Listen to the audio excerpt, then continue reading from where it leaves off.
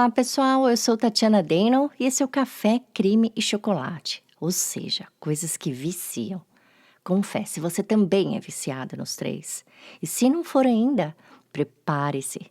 O programa a seguir trata de assuntos delicados, violentos e extremos, com descrições que podem desencadear gatilhos emocionais a alguns ouvintes. Esse caso, em particular, aborda a violência contra crianças e adolescentes, portanto, ouça com discrição e responsabilidade. Cada episódio traz a história de um acontecimento real, produzido de forma minuciosa e com base em fontes seguras como entrevistas, documentários e arquivos públicos, obtidos sempre que possível nas cortes onde aconteceram. O objetivo dessas histórias é informar, provocar reflexão e servir de alerta, sempre com respeito às vítimas e seus familiares. Dada a natureza de seu conteúdo, esse programa não é recomendado a menores de 14 anos.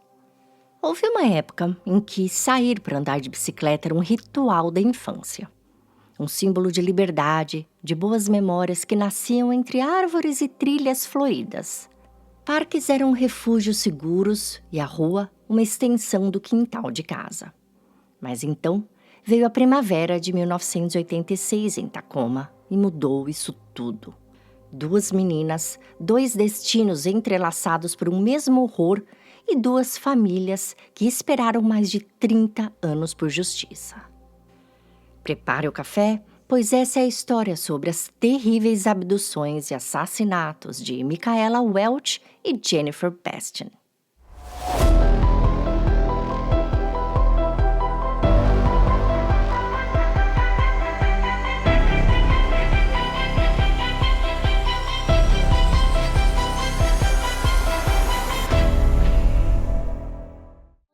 Micaela Welch nasceu em 7 de junho de 1973. Ela era a mais velha de 3 irmãs e não dava um pingo de trabalho à sua mãe, Bárbara. De fato, ela ajudava muito com a casa e com as irmãs. Micaela era doce, educada, adorava música e artes. Na escola, ela fazia aulas de violino e em casa aprendia a tocar piano sozinha, com a ajuda apenas de partituras. No dia 26 de março de 1986, por volta das 10 da manhã, Micaela, com então 12 anos, e suas irmãs mais novas, Angela, de 11, e Nicole, de 9, pegaram suas bicicletas e partiram de sua casa em Tacoma, no estado de Washington, Estados Unidos, para o Puget Park. A esperança era de aproveitar cada minuto do feriado de uma semana para comemorar o início da primavera. Elas planejavam passar o dia todo ali. A mãe delas, Bárbara, que estava trabalhando, deu-lhes autorização, mas apenas com a condição de que a babá Linda se juntasse a elas na hora do almoço para ficar de olho nas meninas. Então as 3 foram para o parque e mais ou menos 1 hora depois, Micaela percebeu que havia esquecido de levar o lanche que havia preparado. Ao invés de interromper a diversão das irmãs, ela, que era mais responsável, disse que iria voltar até em casa rapidinho, sozinha mesmo, para buscar a comida. As irmãs pequenas deram tchau a Micaela sem imaginar que seria a última vez que elas a veriam. Esperando que Micaela voltasse logo, as pequenas foram ao banheiro para lavar as mãos, já que estariam prestes a fazer uma refeição. Só que, sem prestar atenção, elas se desviaram do caminho, atrapalhando um pouco o cronograma. Quando chegaram à área de piquenique, pouco depois do meio-dia, os lanches estavam na mesa, as bebidas nos copinhos, tudo arrumado para elas, com exceção de Micaela, que não estava por perto.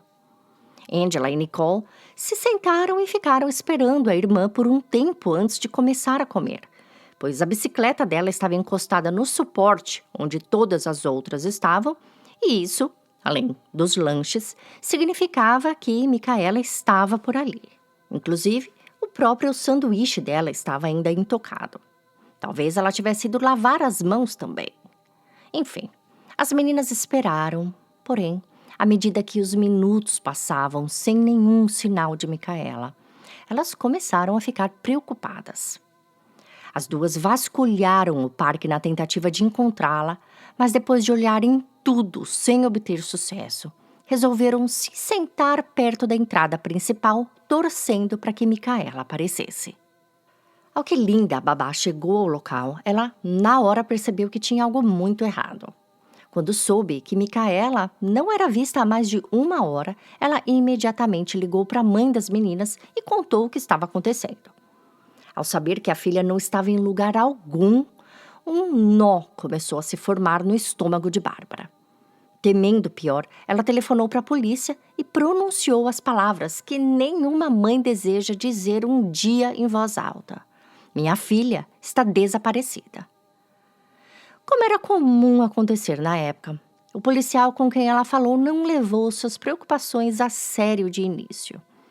Como Micaela estava desaparecida apenas algumas horas, a experiência lhe dizia que ela provavelmente havia se perdido em algum lugar e voltaria sã e salva em pouco tempo. Com isso em mente, ele aconselhou Bárbara a ligar de volta se não tivesse notícias dela no dia seguinte. Bárbara, é lógico, ficou furiosa. Ela informou ao oficial de plantão que sua filha não era do tipo de garota que se perderia fácil ou que sairia assim sem avisar. Ela insistiu que a filha devia estar em perigo e que se ele não fosse fazer nada, ela acharia alguém que fizesse. Percebendo que Bárbara não estava disposta a ser dispensada daquela forma, o policial disse a ela que enviaria um agente para ajudá-la a procurar pela filha. Com os nervos à flor da pele, Bárbara desligou o telefone e foi até o parque procurar por Micaela. Ela gritou centenas de vezes o nome da filha, esperando por uma resposta que nunca viria. Ao que o agente policial chegou para ajudá-la, ele também percebeu que aquilo não era apenas mais um caso de uma menina perdida num parquinho. O local estava com um silêncio estranho e ninguém dizia ter visto uma menina da idade dela perambulando sozinha. Logo espalhou-se a notícia de que uma criança estava desaparecida. A comunidade se reuniu e formou um grupo de busca voluntária. Sob pressão, a polícia resolveu aceitar a ocorrência e cães rastreadores foram trazidos para vasculhar a área que se estendia por mais de 1 acre de trilhas e ravinas. Foi então que a notícia triste chegou. Pouco antes da meia-noite, o corpo espancado de uma garotinha foi encontrado por um dos cães em um barranco perto de uma trilha menos movimentada. Suas roupas tinham sido rasgadas e sua cabeça e pescoço estavam cobertos de sangue. Era evidente até para os agentes menos experientes que ela já estava morta há algum tempo. Uma necropsia revelou que Micaela havia sido violentada sexualmente e sodomizada. Ela também sofreu vários golpes na cabeça com um objeto contundente antes de sucumbir a um ferimento de faca na garganta. Uma violência pra lá de brutal. Amostras de sêmen e sangue foram coletadas e comparadas com a de agressores sexuais conhecidos da época, nenhum dos quais era compatível. Dado que a ciência por trás dos testes de DNA ainda estava engatinhando e uma base de dados nacional ainda não tinha sido estabelecida, os investigadores não tiveram outra escolha senão preservar as provas vitais na esperança de que os avanços na tecnologia um dia os levassem ao assassino de Micaela. Centenas de ligações com denúncias foram feitas para a polícia após o assassinato. Entre elas, denúncias com descrições de um homem branco de mais ou menos 30 anos tendo sido visto conversando com Micaela perto de uma trilha pela manhã. Embora a pista na época não tivesse levado os investigadores a um suspeito, ela ajudaria a identificar o agressor décadas depois. 5 meses após essa terrível abdução e assassinato, uma pré-adolescente de 13 anos chamada Jennifer Bastian, mais conhecida como Jane, saiu para dar um passeio de bicicleta no Point Defiance Park, um dos parques urbanos mais bonitos da região, com uma bela vista para o Puget Sound e também para o Mount Rainier, a apenas 5 quilômetros da área onde Micaela desapareceu. Como morava a apenas 1,5 quilômetros de distância, Jane não tinha medo de ir e voltar daquele parque sozinha. Ela sempre fazia isso e chegava em casa no horário certinho, sem problemas. Porém, nesta tarde de verão seria diferente. Antes de sair, Jenny deixou um bilhete para sua mãe, Patty, dizendo que havia ido ao parque e voltaria antes das 6:30 da tarde, que era o horário do jantar. No caminho, Jenny passou na casa de algumas amigas e as convidou para ir também, mas nenhuma estava disponível naquele momento. Ela também passou por alguns garotos e os chamou, mas eles ignoraram seu convite. Quando a hora marcada para estar em casa chegou e passou sem nenhum sinal da filha, os pais de Jenny saíram para procurá-la. Ao que ela não foi encontrada em lugar nenhum, eles relataram seu desaparecimento às autoridades locais. Desta vez, com um caso infantil recente sem solução, ou seja, um assassino à solta, a polícia entrou em ação imediatamente. Dentro de 1 hora, equipes de busca foram enviadas ao parque com o objetivo de encontrar Jennifer antes que fosse tarde demais. Embora tenham procurado incansavelmente durante toda a noite, nenhum vestígio da menina foi encontrado. Nenhuma peça de roupa, sua bicicleta, nada. A esse ponto, a cidade de Tacoma já estava pra lá de assustada. E a situação só pioraria. Em 28 de agosto, 4 semanas depois de Jenny ter desaparecido, um cara que estava praticando Cooper logo pela manhã sentiu um cheiro forte de decomposição e o seguiu para ver o que era. Ao entrar alguns metros adiante na mata, ele avistou um corpo coberto de larvas, bem próximo a uma pista de corrida do mesmo parque que Jenny dizia ter ido em seu bilhete. Parque Point Defiance. Os restos mortais foram posteriormente confirmados como sendo dela. O laudo da necropsia determinou que Jennifer havia sofrido uma agressão sexual brutal antes de sua morte. Apesar de sua pequena estatura, ela havia lutado com unhas e dentes contra seu agressor, como evidenciado pelos múltiplos ferimentos defensivos que ainda eram visíveis em suas mãos e braços. A causa da morte foi homicídio por estrangulamento manual. Ao que o local onde o corpo dela foi descoberto foi revistado em busca de pistas, os peritos encontraram a bicicleta de Jennifer enterrada sob uma pilha de folhas. Os investigadores presumiram que o assassino tentou escondê-la porque provavelmente não queria ser visto saindo do parque com uma bicicleta ou porque tinha um carro pequeno para transportá-la e descartá-la em outro lugar. Mais uma vez, embora as provas de sêmen e sangue fossem abundantes, a investigação estagnou. Embora o caso nunca saísse da lista de prioridades da delegacia local, 30 anos se passariam antes que os detetives e as famílias das vítimas descobrissem quem matou Micaela e Jennifer. E quando essas respostas finalmente chegou, ela deixou a comunidade inteira em estado de choque.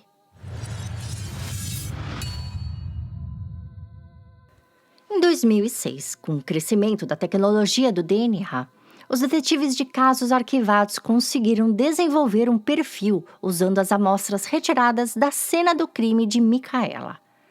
As informações foram então inseridas no banco de dados CODIS e, embora não tenham obtido nenhum acerto na primeira tentativa, eles sentiram que estavam próximos à solução. Próximos? Numas, né? Seria preciso ainda que muitas leis em termos de obtenção legal de amostras fossem implementadas. 10 anos depois, a ciência da genealogia genética foi introduzida na equação com esses testes que a gente faz de farmácia. Embora essa forma de perfil de DNA tenha sido originalmente desenvolvida para que indivíduos possam explorar sua ascendência, ele provavelmente seria uma ferramenta inestimável para a criminologia norte-americana. Sem ter o que perder, os detetives enviaram ao laboratório o DNA encontrado nos restos mortais de Micaela e Jennifer. Com o objetivo de conectar suas vítimas a um suspeito comum, eles também começaram a enviar lotes de amostras de 160 infratores que ainda não tinham sido riscados da lista para uma comparação. Os detetives esperavam ansiosamente pelo dia em que o laboratório responsável por essa análise ligaria para dizer que haviam feito uma identificação positiva. Mas ao que o tempo ia passando, eles iam ficando cada vez mais ansiosos. Investidos em solucionar o caso, eles resolveram dar uma olhada no arquivo do caso de Jennifer. Ao folhearem as páginas, eles viram que um mecânico local chamado Robert Washburn havia dado uma denúncia nos primeiros dias da investigação, alegando ter testemunhado um homem rondando o Parque Point Defiance bem no dia do desaparecimento dela. Segundo ele, o suspeito em questão se enquadrava na descrição do homem também visto conversando com Micaela pouco antes de seu sequestro e assassinato. Como se sabia que os perpetradores forneciam pistas falsas na tentativa de despistar a polícia, o que é conhecido como o termo red herring, os detetives decidiram voltar sua atenção para o próprio mecânico. Depois de contatá-lo em sua casa no estado de Illinois, eles perguntaram se ele estaria disposto a fornecer uma amostra de sangue, explicando que era apenas uma formalidade. Pego de surpresa com essa pergunta e, de certa forma meio que encurralado, ele concordou. E foi assim que seu perfil de DNA foi adicionado ao sistema. Um mês depois, os detetives receberam a notícia que tanto esperavam. O assassino de Jennifer havia sido identificado e era ninguém menos que o sempre prestativo Robert Washburn. Só que, ao mesmo tempo que essa notícia os alegrou, ela também os surpreendeu. Os mesmos testes provaram conclusivamente que Robert não era o assassino de Micaela Welch. Ou seja, por todos aqueles anos, eles estavam investigando os casos como se um estivesse ligado ao outro por conta da proximidade de local e semelhança do modus operandi, mas eles não estavam. Mesmo assim, eles comemoraram a solução do caso e a ajuda da ciência na investigação, mas continuaram a trabalhar no caso de Micaela, dessa vez voltando à estaca zero.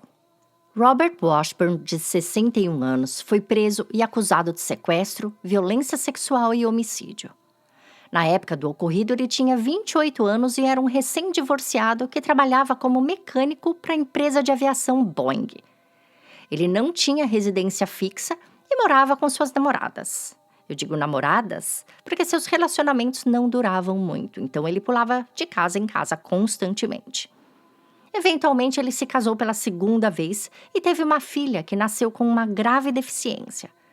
Fontes não a detalham, mas Robert depois se separou e foi quem ficou responsável por cuidar sozinho da menina, que estava com 20 anos quando ele foi preso. Por incrível que pareça, Robert tinha sua ficha policial limpa até ser acusado e vizinhos e parentes diziam que ele nunca transpareceu ser um homem violento. Como durante anos os policiais pensaram que os casos estavam relacionados, apenas amostras retiradas do caso Jennifer tinham sido cruzado com a empresa de genealogia. Isso porque tanto o custo quanto a burocracia para isso era bastante. Sabendo agora o que eles sabiam, as amostras dela, de Micaela, foram também inseridas e antes mesmo do final daquele ano, os técnicos forenses chegaram ao sobrenome do agressor, Hartman. Pesquisando a fundo a família, o sêmen foi atribuído a 2 irmãos que viviam lá mesmo no estado de Washington. À medida que os investigadores se concentravam na dupla, eles perceberam que teriam que agir com cautela ou correr o risco de assustá-los e eles fugirem. Com os irmãos na mira, detetives começaram a segui-los com a intenção de coletar clandestinamente o DNA de um deles. Depois de ver o mais velho, Gary, tomando café da manhã em uma lanchonete e limpando fortemente a boca com um guardanapo, eles o coletaram e o enviaram para análise. 2 semanas depois, os resultados ficaram prontos e eles tiveram um match. Gary Charles Hartman, um enfermeiro de 66 anos, estava casado pela 4ª vez e tinha 2 filhas. Em junho de 2018, Gary Hartman foi detido sob fiança de $5 milhões. E em março de 2022, seu julgamento começou.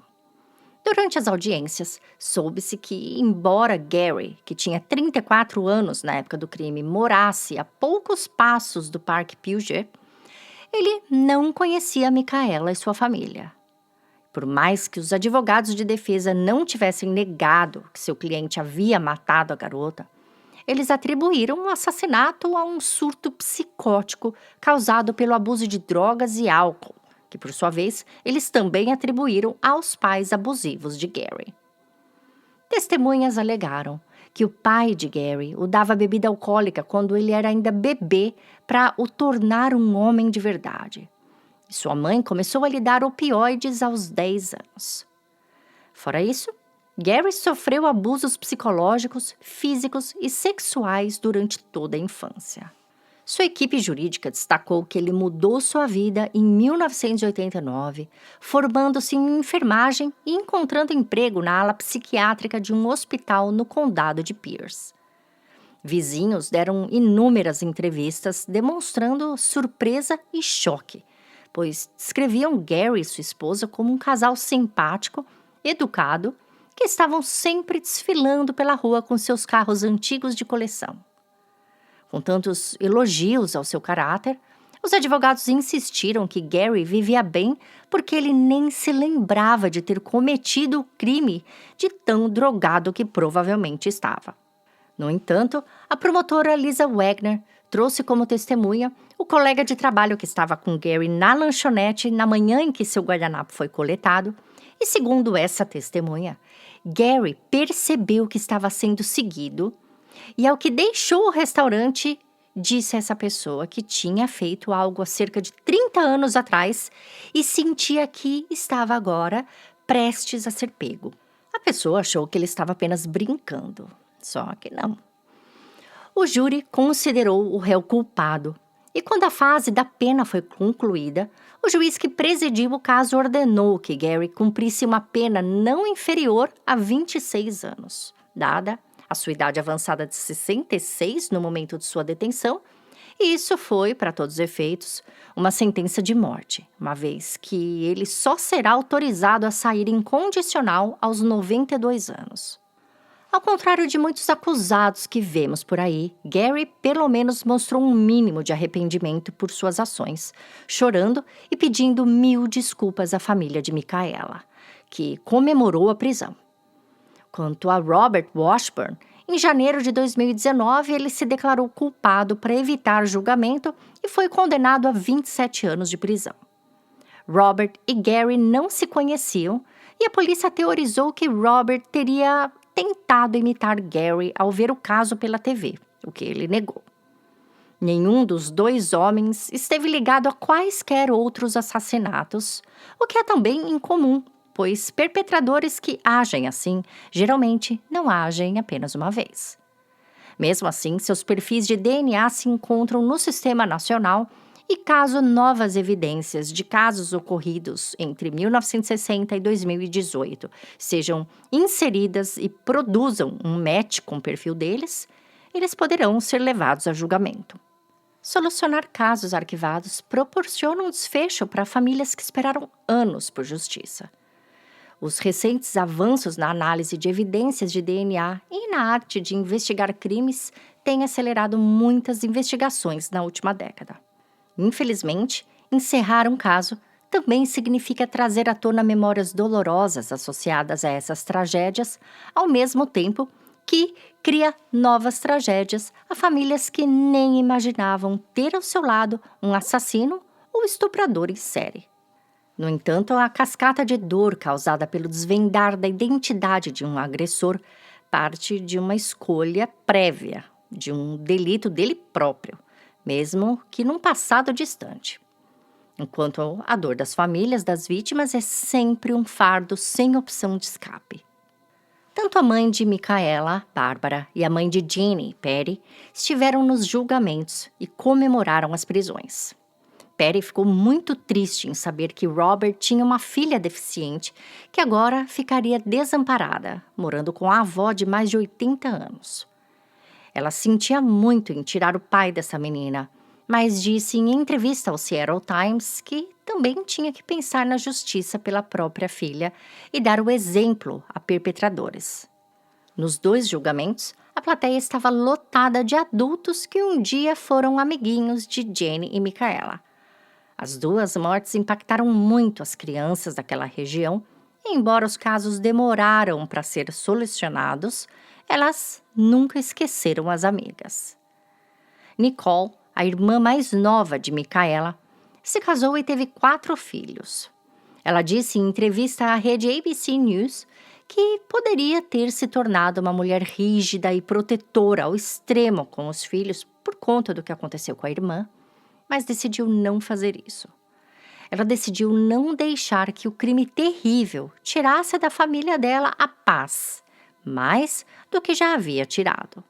De fato, um dos maiores desafios de pais e mães é determinar esse tipo de limite em relação à liberdade dos filhos.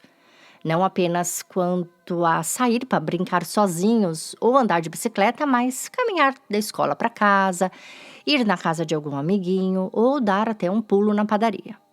O perigo não está apenas na falta de uma faixa de pedestre ou motorista que ultrapassa a velocidade, mas naqueles que se aproveitam da falta de maturidade e da vulnerabilidade física de uma criança ou pré-adolescente para colocar em prática seus piores planos. Enquanto seria fácil simplesmente proibi-los, essa escolha também causa danos emocionais e não cabe na rotina de todos. Até porque em muitas famílias os pais trabalham e não tem quem busque as crianças na escola. O ideal nesse caso, segundo a psicóloga Alana Robson, é orientá-los. A liberdade de brincarem sozinhos no mundo lá fora, apesar de assustadora, ajuda a criança a se preparar para a vida. Ensina a planejar-se, proteger-se e seguir regras. Sem contar que medo excessivo não impulsiona ninguém. Afinal de contas, o mundo é um misto de pessoas e seria impossível nos proteger de tudo. Quem dirá proteger nossos filhos? As dicas dadas por profissionais de segurança são: peça para o seu filho sempre avisar onde vai e respeitar o horário de voltar para casa todas as vezes, pois a consistência pode alertar caso algo saia fora do normal. Se possível, o deixe levar um celular ou GPS, tipo uma Smart Tag. Ensine-o a sempre optar por locais iluminados e não engajar em conversas com estranhos, principalmente se eles estiverem muito próximos fisicamente, sem alguma outra pessoa por perto. A dica também é conversar sobre esses pontos, sempre usando a mesma linguagem da criança e, se possível, associando a alguma historinha a fim de gerar conhecimento e não neura. Bom, esse foi o episódio de hoje. Espero que vocês tenham gostado do desfecho, que dessa vez trouxe justiça e a esperança de que mais casos possam seguir o mesmo curso. Eu espero os comentários de vocês nas nossas redes sociais e volto daqui uns dias com mais um caso criminal para vocês. Aliás, o próximo caso será exclusivo para apoiadores do podcast, como sempre acontece no último dia do mês. Se você não apoia o podcast ainda e sente falta de mais episódios, considere apoiar. Já temos mais de 40 casos exclusivos acumulados em 4 plataformas: Aurelo, Patreon, Spotify e Apple. O passo a passo direitinho de como fazer o apoio está no nosso site www.cafecremechocolate.com. E se vocês ainda tiverem dúvidas, é só mandar um e-mail para contato.cafecremechocolate@gmail.com. Apoiadores também ganham acesso a uma newsletter exclusiva, onde eu jogo um pouco de conversa fora, indico séries, livros, filmes e também compartilho atualizações de casos. Quer dizer, alguns casos não podemos chamar a informação de atualização, mas de fofoca. Mas nos casos que ainda aguardam julgamento, eu mando atualizações mesmo, ok? No final de cada newsletter, eu sempre sorteio uma caneca entre os apoiadores da categoria Café Completo. Em algumas datas especiais, sorteio também livros.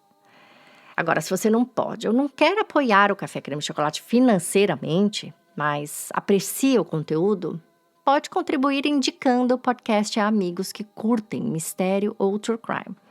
Isso ajuda muito o podcast a crescer e você também terá mais gente para tomar seu cafezinho e discutir casos, né?